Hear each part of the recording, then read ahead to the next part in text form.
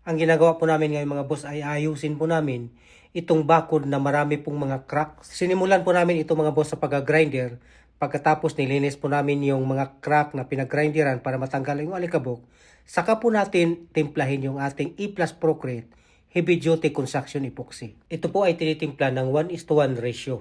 Paghaluin lang ito mga boss ang part A at part B sa equal po na dami para ma-achieve po natin ang tamang tigas. Ito nga pala mga boss ay umaabot po ito ng 9,500 PSI compressive strength. Mahigit doble po ang tigas po nito kung ikumpara po natin sa konkreto. Paghaluin lang ito ng maayos mga boss hanggang sa magiging pantay na ang kulay bago po ito imasilya sa crack ng ating pader. At sa ating pagmasilya mga boss sa crack, siguraduhin po natin na makakapasok po talaga ang ating epoxy adhesive. Hintayin lang po natin ang 2 oras bago po natin ito patungan ulit kung sakaling meron pang kailangang patungan. Hintayin niyo mga boss ang susunod po na video kung ano po ang aming gagawin dito at kung ano po ang aming i-apply. Nang sa ganun, may idea po kayo mga boss kung paano gawin ang mga crack po sa ating mga pader.